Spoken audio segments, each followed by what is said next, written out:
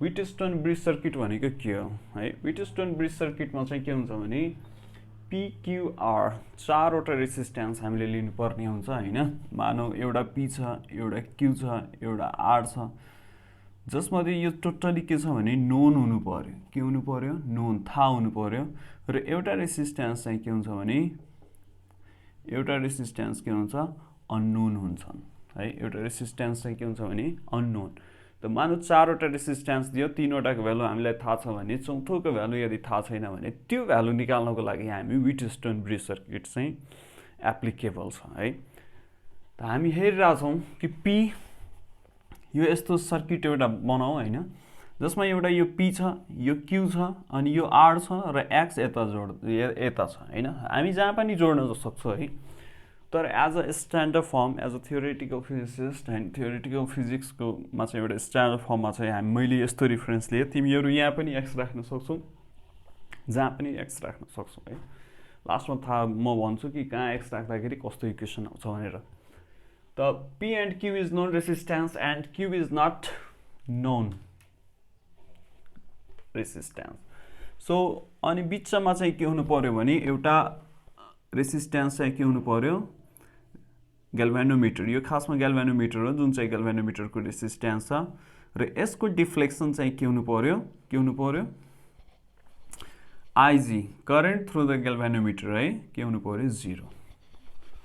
है अब मानौ यहाँ I1 गइराछ I2 उतातिर P तिर गइराछ I3 करेन्ट चाहिँ X तिर गइराछ I4 Q तिर गइराछ भने I5 चाहिँ R तिर गइराछ र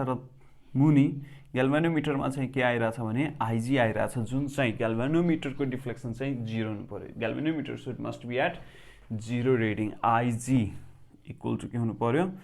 0 हुनु पर्यो ग्याल्भेनोमिटरको डिफ्लेक्सन 0 हुनु पर्यो ग्याल्भेनोमिटरको रिडिङ 0 हुने बित्तिकै हामी IG इक्वल टु 0 किन भन्यो भने ग्याल्भेनोमिटर यस्तो इन्स्ट्रुमेन्ट छ जुन जसले चाहिँ के मेजर गर्छ करेन्ट मेजर गर्छ त करेन्ट मेजर गर्छ गरे कति करेन्ट 0 गर्यो त्यसैले current through the galvanometer IG equal to के हुन्छ 0 है अब हामी किर्चहफ्स भोल्टेज ल चाहिँ पहिलो लुपमा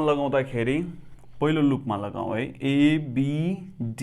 A यो पहिलो लुपमा किर्चहफ्स भोल्टेज ल लगाउँदाखेरि किर्चहफ्स भोल्टेज लले के भनेको छ भने total EMF algebraic sum of अथवा vector sum of the EMF is equal to the vector sum of the potential difference त EMF कति छ हुनलाई त E छ यहाँ E1 गर्दियौ है त EMF हुनलाई त छैन ABDA मा EMF छ कतै ब्याट्री जोइन गरेछ हैन यो बाहिर छ यो E के छ भने बाहिर छ तर ABDA लुपको भित्र म कुरा गर्दै छु के को भित्र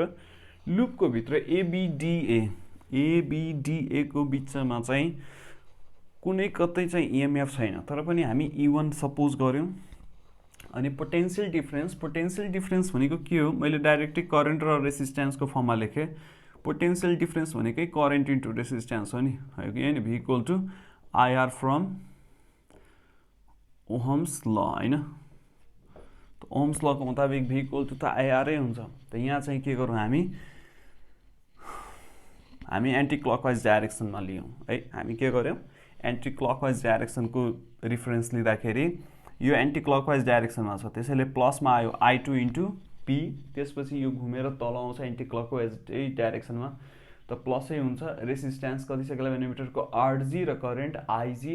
र यो हेर यो फेरि क्लकवाइज डाइरेक्सनमा आइदियो है त यसको के हुन्छ एन्टी क्लकवाइजको रेफरेन्समा क्लकवाइज के भइदियो माइनस भइदियो एउटा प्लस लिन्छौ भने अर्को त माइनस लिनै पर्यो रेफरेन्समा त यो यसमा चाहिँ I3 करेन्ट आइराछ त माइनस I3 इन्टु कति छ रेसिस्टेन्स X है current into resistance is equal to potential difference IG को डिफ्लेक्सन 0 यो टर्म 0 यो minus I2P plus 0 minus I3X यसलाई उता लायो भने I3X इक्वल टु I2P भयो त्यस्तै यसमा पनि हामी एन्टी क्लकवाइजै डाइरेक्सनको रेफरेन्स लियौं तिमी क्लकवाइज पनि लिन सक्छौ है इक्वेसनमा कुनै चेन्ज आउँदैन त एन्टी क्लकवाइजै डाइरेक्सनको रेफरेन्स लिँदाखेरि चाहिँ यहाँ पनि के मानौ EMF केही छैन भने हामी 0 मान्यौ यसमा पनि EMF E2 मानौ हैन हुनले त यो पनि 0 हो तर एकछिनको लागि मान्देऊ Q के छ एन्टी क्लकवाइज डाइरेक्सनमा छ त current into resistance I4 into Q यो पनि अपोजिट छ, यो क्लकवाइजमा आइदियो, हामी के लिइरहेको छौँ एन्टी क्लकवाइज है, होइन हामी क्लकवाइजै लिइरहेको छौँ है, फ्रम दिस क्लकवाइज हामी क्लकवाइज लिदियौँ। त के भयो क्लकवाइजमा I4 इन्टु क्यू प्लस भयो,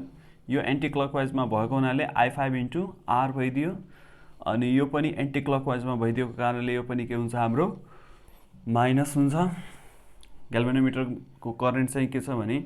0 त यता आइदियो होइन, यो 0 यो टर्म 0 नै भइदियो, माइनस 0 नै भइदियो। त यो टर्म के भइदियो यता आइदियो भने यो EMF कति छ 0। त I5 into R equal to के हुन्छ I4 क्यू, यो सेकेन्ड इक्वेसन भइदियो है। अब हामी किर्चफ्स करेन्ट ल अथवा फर्स्ट ल चाहिँ पोइन्ट बीमा लगाउँछौँ। त पोइन्ट बीमा के छ भने जन्सनतिर कुन करेन्ट गइरहेछ I2, त I2 इक्वल टु जन्सनभन्दा बाहिर को गइरहेछ IG प्लस I4, त IG प्लस I4 मा IG के छ 0 छ, ग्याल्भेनोमिटरको करेन्ट यो 0 भइदियो भने I2 इक्वल टु I4 भइदियो। त्यस्तै जन्सन डी मा लगाऊ, त जन्सनतिर जाने को हो I3 र I3 प्लस IG, बाहिर को गइरहेछ I5, त IG इक्वल टु 0 भइदियो भने I3 इक्वल टु के भइदियो I5। अब I3 फर्स्ट इक्वेसनमा I3 को ठाउँमा के लेख्दियौँ I5 है, त I3 के भइदियो I5, I2 के भइदियो यो इक्वेसन लगाऊ I2 यहाँ इक्वेसन 3 लगाउँदाखेरि I2 को ठाउँमा के गरिदियौँ I4 गरिदियौँ। यो इक्वेसन के छ 2 इक्वेसन जस्ताको त्यस्तै लेख र दुईटैलाई डिभाइड गरिदियो भने के हुन्छ x by R equal to p by Q. खासमा के छ भने यो बाई यो हो है, यो p बाई क्यू